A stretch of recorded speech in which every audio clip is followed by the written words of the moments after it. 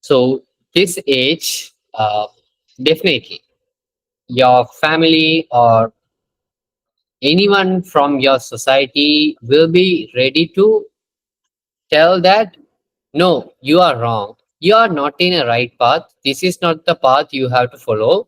Look at others. They are following something else. Why are you not following that? This question is very common. I hope you also heard something like that. Uh, what's your take on that? And what is your answer for that? Yeah, always I had this question, and now it's stopped because I answered in a different way.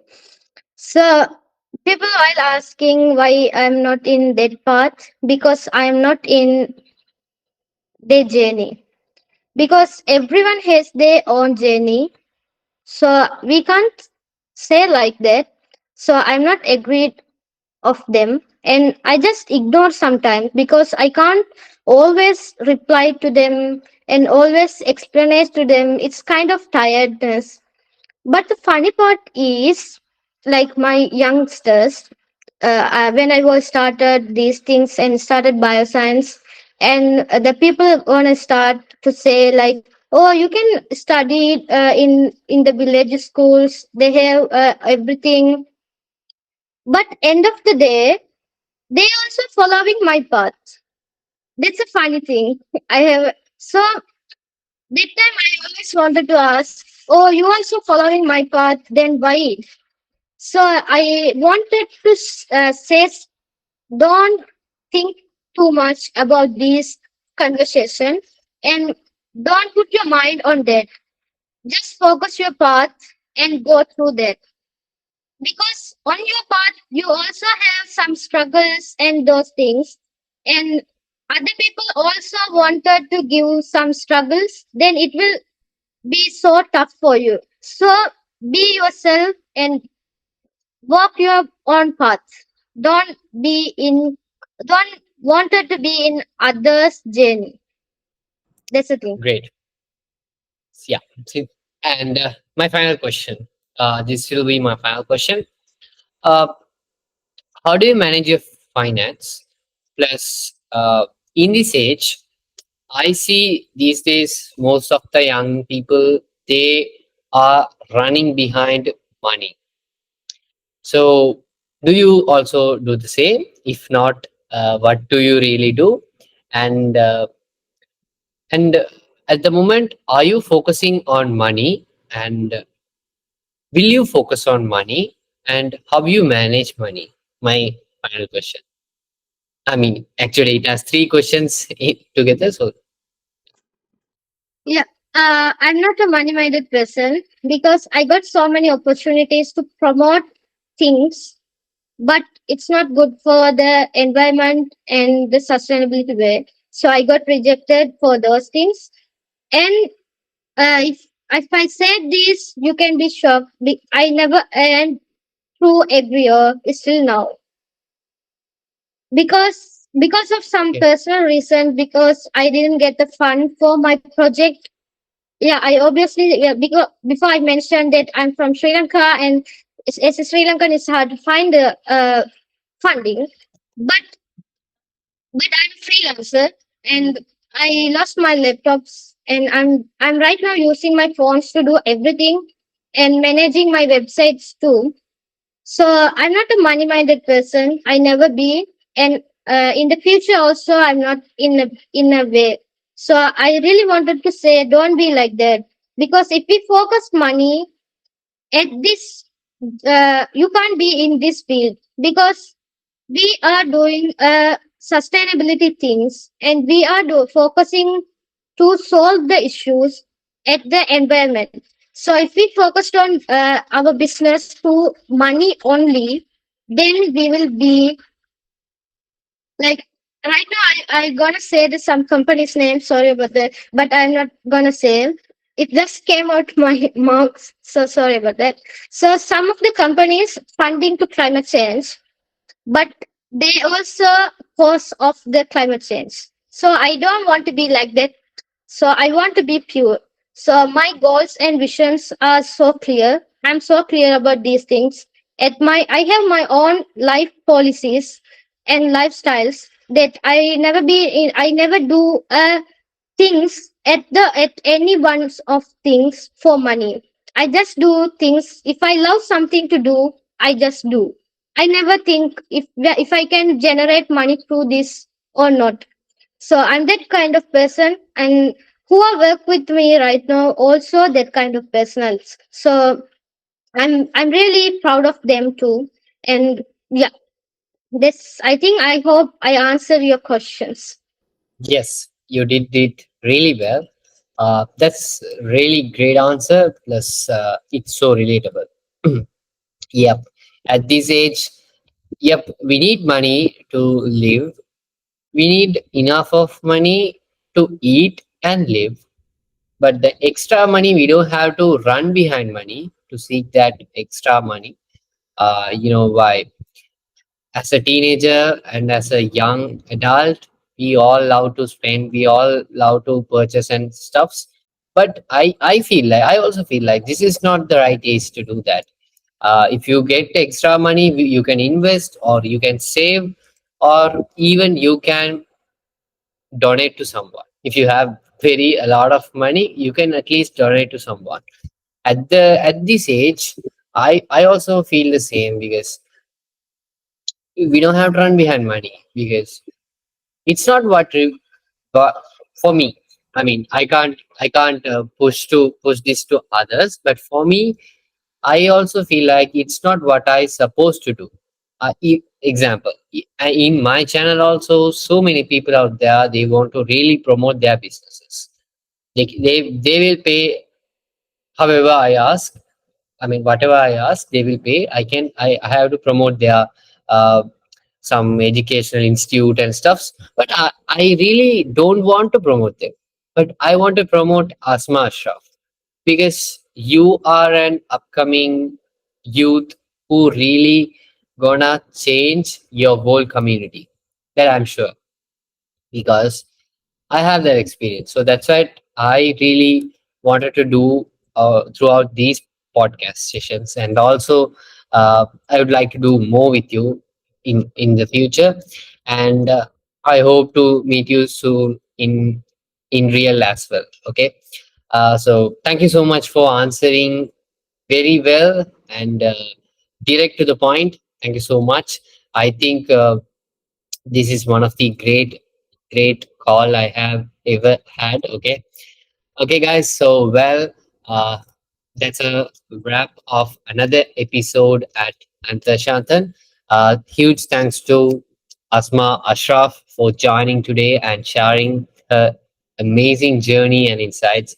Asma, it's been a blast in having you on this show. So, thank you so much. And also to all our listeners, if you enjoyed today's episode, don't forget to follow us and leave a review. I'll be leaving all the details of Agrio and Asma in the description. You can follow her on LinkedIn and wherever you want to do. And keep supporting her incredible work. And also, really, you definitely don't want to miss out her works. So keep following her. Catch you all in the next episode. And until then, stay cool, stay inspired, and keep making difference. Goodbye.